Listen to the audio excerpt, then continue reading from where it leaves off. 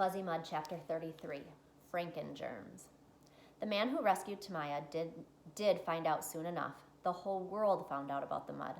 Within hours of the children's rescue, everyone who had been involved in the search began showing signs of the rash: redness, small bumps, a tingling sensation.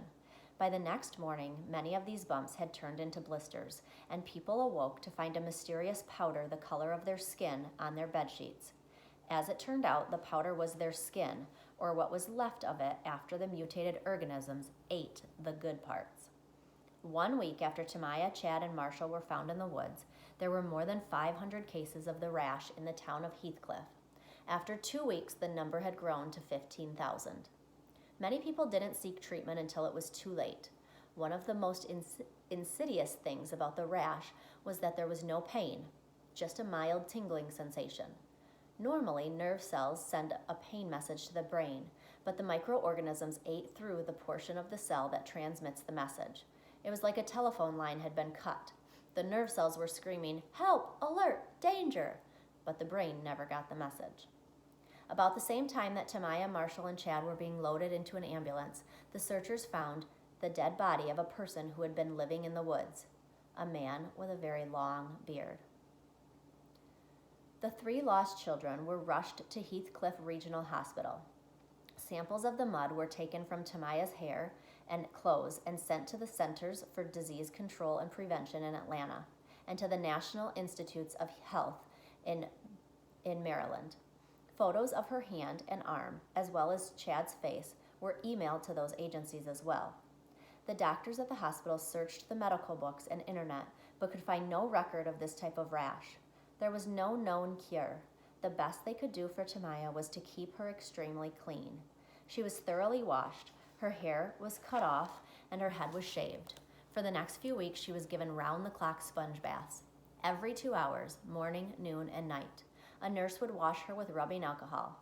After each bath, she had to rinse her mouth with a special mouthwash. It stung and tasted terrible, and she had to keep it in her mouth for a minute before they allowed her to spit it out. She didn't mind one bit. It tasted strong. Her mother, and then later her father, came to visit. Although they weren't allowed to touch her, she told them she was sorry, but they kept on telling her how proud they were of her. Later, as the epidemic spread through Heathcliff, all visitors were banned from the hospital, including her parents. She could still talk to them on her cell phone, which her father had given her. Her vision didn't deteriorate any further. If she held her hand in front of her face, she could see it was her hand, but that might have been because she already knew it was her hand. Her doctor tried various other shapes and objects. She could correctly identify a circle, a square, and a triangle, but when she held up a woman's high-heeled shoe, she guessed it was a banana. She asked often about Marshall and Chad.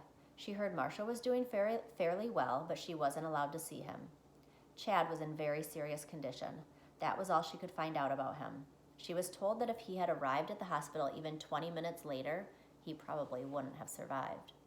She never complained. Sometimes when she felt scared, she'd repeat to herself the 10 virtues that she'd been made to memorize at Woodridge Academy: charity, cleanliness, courage, empathy, grace, humility, integrity, patience, prudence, temperance. Partly, she thought that if she was really, really good, then the rash would go away and she'd be able to see again. Deep down, she was also preparing herself for the worst, in case she didn't get better. She wanted to be able to face the world with courage, patience, and grace.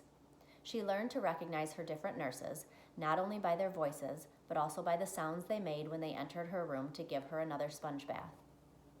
Everyone continued to assure her that the best scientists in the country were working on a cure. Everyone acted so calm and reassuring around her. It was only when she talked to Monica that she found out that the rest of the world was totally freaked out.